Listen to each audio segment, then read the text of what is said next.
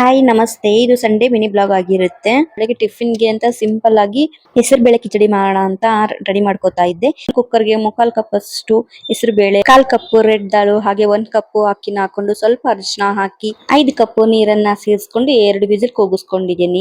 ಇವಾಗ ಒಂದು ಪ್ಯಾನ್ಗೆ ಸ್ವಲ್ಪ ತುಪ್ಪ ಹಾಕೊಂಡು ಗೋಡಂಬಿನ ಫ್ರೈ ಮಾಡಿ ಎತ್ತಿಟ್ಕೊಂತಾ ಇದ್ದೀನಿ. ಗೋಡಂಬಿ ಹಾಕೋದು ಆಪ್ಷನಲ್, ನಾನು ಚೆನ್ನಾಗಿರುತ್ತೆ ಅಂತ ಹಾಕೊಂತಾ ಇದ್ದೀನಿ. ಇವಾಗ ಅದೇ ಪ್ಯಾನ್ಗೆ ಒಗ್ಗರಣೆಗೆ ಜೀರಿಗೆ ಸಾಸಿವೆ ಹಾಕೊಂಡು ಜೀರಿಗೆ ಸಾಸಿವೆ ಚಟಪಟ ಅಂದ್ಮೇಲೆ ಇವಾಗ ಇದಕ್ಕೆ ಸ್ವಲ್ಪ ಕರಿಬೇವು ಹಾಗೆ 2 ಒಣಮೆಣಸಿನಕಾಯಿನ ಹಾಕೊಂತಾ ಇದ್ದೀನಿ. ಇವಾಗ ಇದಕ್ಕೆ ಹೆಚ್ಚಿ ಇಟ್ಕೊಂಡಂತಹ ಹಸಿಮೆಣಸಿನಕಾಯಿನ ಹಾಕೊಂಡು 1 ಈರುಳ್ಳಿನ ಇದಕ್ಕೆ ಸೇರಿಸ್ಕೊಂತಾ ಇದ್ದೀನಿ. ಈರುಳ್ಳಿನ ಸೇರಿಸ್ಮೇಲೆ ಸ್ವಲ್ಪ ಇದನ್ನ ಫ್ರೈ ಮಾಡ್ಕೋಬೇಕು. ಹೆಸರುಬೇಳೆ ಕಿಚಡಿ ತುಂಬಾ ಚೆನ್ನಾಗಿರುತ್ತೆ, ಹಾಗೆ ಮಾಡೋದು ಕೂಡ ತುಂಬಾ ಸುಲಭ, ಹಾಗೆ ಗೊಂಬೆಗೆ ತಿನ್ಸಕ್ ಕೂಡ ಚೆನ್ನಾಗಿರುತ್ತೆ ಅಂತ ನಾನು ಇದನ್ನ ಚೂಸ್ ಮಾಡ್ಕೊಂಡೆ.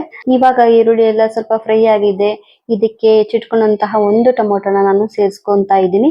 ಟೊಮೊಟೊ ಸಾಫ್ಟ್ ಆಗೋವರೆಗೂ ಚೆನ್ನಾಗಿ ಇದನ್ನ ಫ್ರೈ ಮಾಡ್ಕೋಬೇಕು. ಇವಾಗ ಟೊಮೊಟೊ ಎಲ್ಲ ಚೆನ್ನಾಗಿ ಸಾಫ್ಟ್ ಆಗಿದೆ.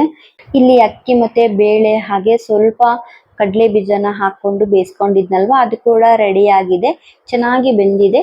ಇವಾಗ ಇದನ್ನ ಮಿಕ್ಸ್ ಮಾಡ್ಕೊಳ್ಳೋಣ. ನೋಡಿ, ಈ ತರ ಸಾಫ್ಟ್ ಆಗಿರ್ಬೇಕು. ಹಾಗೆ ಕಡಲೆ ಬೀಜ ಆಪ್ಷನಲ್ಲು, ಬೇಕಿದ್ರೆ ಹಾಕೋಬಹುದು. ನಾನು ಮಧ್ಯೆ ಮಧ್ಯೆ ತಿನ್ನೋವಾಗ ಕಡಲೆ ಬೀಜ ಸಿಕ್ಕರೆ ಚೆನ್ನಾಗಿರುತ್ತೆ ಟೇಸ್ಟ್ ಅಂತ ಹಾಕಿದ್ದೆ. ಇವಾಗ ಒಗ್ಗರಣೆಲ್ಲ ಇದಕ್ಕೆ ಹಾಕಿ ಮಿಕ್ಸ್ ಮಾಡ್ಕೊಂತಾ ಇದ್ದೀನಿ. ಇದನ್ನೆಲ್ಲ ಚೆನ್ನಾಗಿ ಒಂದ್ಸರಿ ಮಿಕ್ಸ್ ಮಾಡಿದ್ಮೇಲೆ ನಿಮ್ಗೆ ಇದು ಸ್ವಲ್ಪ ತೆಳ್ಳಗ್ ಬೇಕು ಅಂತಂದ್ರೆ ನೀರ್ ಸ್ವಲ್ಪ ಜಾಸ್ತಿ ಹಾಕೋಬೇಕು. ಇದು ಸ್ವಲ್ಪ ತೆಳ್ಳಗಿದ್ರೆ ಟೇಸ್ಟ್ ಚೆನ್ನಾಗಿರೋದು. ನಾವು ನಾರ್ಮಲ್ ಆಗಿ ಬಿಸಿಬೇಳೆ ಬಾತ್ ಮಾಡ್ತೀವಲ್ವಾ, ಆ ತರ ಇದ್ರೆ ಸಾಕು.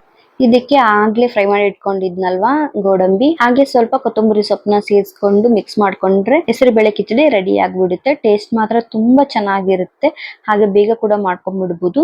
ನೀವು ಕೂಡ ಒಂದ್ಸರಿ ಟ್ರೈ ಮಾಡಿ. ನಾವು ಕೂಡ ಇವಾಗ ಟಿಫಿನ್ ಮುಗಿಸ್ಕೊಂಡು ಗೊಂಬೆಗೆ ಕೂಡ ನಾನು ತಿಂಡಿ ತಿನ್ನಿಸ್ತಾ ಇದ್ದೆ. ನೋಡಿ,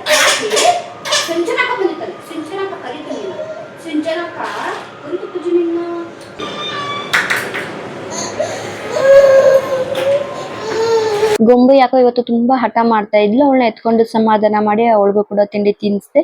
ಇದಾಗಿತ್ತು ಇವತ್ತಿನ ಮಿನಿ ಬ್ಲಾಗ್. ಇಷ್ಟ ಆಗಿದ್ರೆ ಲೈಕ್ ಮಾಡಿ, ಕಮೆಂಟ್ ಮಾಡಿ, ಹಾಗೆ ಶೇರ್ ಮಾಡಿ, ಹಾಗೆ ಸಬ್ಸ್ಕ್ರೈಬ್ ಕೂಡ ಮಾಡ್ಕೊಳ್ಳಿ. Thank you for watching.